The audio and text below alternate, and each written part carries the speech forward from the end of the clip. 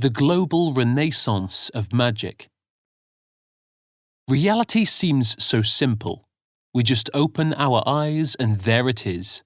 But that doesn't mean it is simple. Teller. If you want to talk about magic, the stuff that blows me away is the stuff that's done close up. Pendulette. Introduction. Every magician aspires to pull off a trick that will be memorable and will truly mystify and entertain their audience. In order to do this, they need to carefully master the critical elements that are needed for each trick. Study the work of previous magicians who have performed the same or similar routines and put in hours of patient practice and fine-tuning. This requires a range of skills, the foremost of them being creativity, discipline, persistence, and self-confidence. Once they have mastered the underlying technique, the next challenge is to put together a convincing performance that shows off their hard-won ability to create a convincing effect for the audience. Perhaps the best description of the premise and the process of putting together a successful act comes from Christopher Priest, who wrote the book The Prestige, which was later turned into a blockbuster film directed by Christopher Nolan. As Priest puts it, every great magic trick consists of 3 parts or acts. The first part is called the pledge. The magician shows you something ordinary, a deck of cards, a bird or a man. He shows you this object. Perhaps he asks you to inspect it to see if it is indeed real, unaltered, normal. But of course, it probably isn't. The second act is called the turn. The magician takes the ordinary something and makes it do something extraordinary. Now you're looking for the secret, but you won't find it because of course you're not really looking. You don't really want to know. You want to be fooled. But you wouldn't clap yet, because making something disappear isn't enough. You have to bring it back. That's why every magic trick has a third act, the hardest part, the part we call the prestige. Christopher Priest, The Prestige. 2 common misconceptions of magic are that magicians seek to trick or deceive the audience and possibly promote the supernatural. Although we use the term trick liberally when talking about magic, in reality what magicians are focused on is in creating the illusion of impossibility.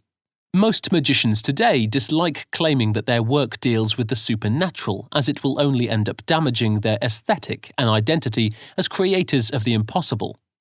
They also want to be the first to dissociate themselves with the darker connotations of magic.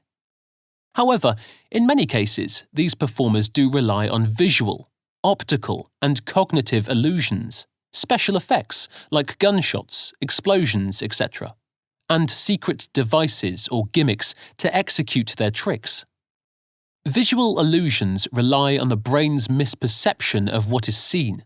Optical illusions rely on tricks of light with no tricking of the brain per se. And cognitive illusions rely on manipulation of higher-level brain functions. Most coin and card tricks are cognitive illusions. By using these techniques, they give us the impression that they are doing impossible things, and we in the audience are sophisticated enough to know it is as we enjoy the effects. However, this phenomenon is only true with modern magic.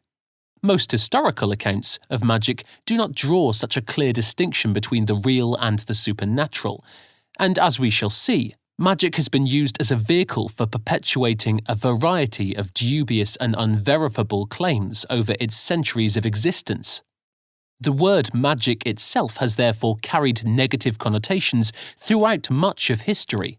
By contrast, the modern or secular magic that we encounter today must thus be seen as a performance at best, but a sophisticated one at that. As Teller, one of the magic duo Penn and Teller, explains, magic is a form of theatre that depicts impossible events as though they were really happening. Magic, unlike traditional entertainment, suggests that an event is really happening, while traditional entertainment alludes to stories that could happen. Therefore, an audience must believe an act to be impossible in order for the magician to contradict their understanding of reality. To expand on Teller's statement, magic does not just depict the impossible, it appears to present it as simultaneously real and unreal. Thus, it creates an interesting conundrum for the viewer. We will still call this a trick, mostly as a matter of convenience. Magic pulls viewers in two opposing directions. It coerces the audience to try and explain an event, but the performance itself tries to prevent them from finding an explanation. According to magician Whit Hayden, magic traps viewers in a logical conundrum, and viewers keep coming back to the illusion because they cannot understand it and want to make sense of it. In parallel, magicians employ carefully synchronized talk or patter, which essentially involves manipulation of the audience's attention and expectations, further confusing them. Also, because of our ability to form an explanation depends on what we know, the skilled magician relies on the systematic blocking of explanations based on their knowledge of who is in the audience, and an understanding of how they would explain it with what they know. Thus, experienced magicians are shrewd in that they always suggest a number of possible explanations for a trick, none of them completely conclusive. As Eric Mead, a gifted close-up magician who appeared twice on Penn and Teller Fool Us, explained it during one of his performances. If there is sufficient ambiguity, about 10% of the trick, i.e. 90% of the trick, can be explained clearly. That is enough for even a fellow conjurer to be fooled by the trick. Creating this doubt is always better than presenting something so astounding that the audience clearly senses a clever contraption or tricked-up event. By focusing on the weakest link in the chain, even the most experienced magician can thus be fooled. The essayist and performer Jamie Ian Swiss has distilled the essence of good magic tricks to 5 key ingredients. These include audience involvement, the creation of an emotional hook, the visuality of the effect, inherent humour in its delivery, and high concept. In his book, Shattering Illusions, he describes in detail how the mastery of each of these elements can play a vital role in pulling off a memorable routine. Consider any performance by a magician in a typical Penn and Teller Fool Us episode, which you can watch online or on TV, and if you are fortunate enough, from a cozy seat at the Rio Hotel and Casino in Las Vegas. You follow along and understand the pledge. The magician next demonstrates the turn, which you may or may not completely follow, but you and the rest of the audience know that the final twist is coming.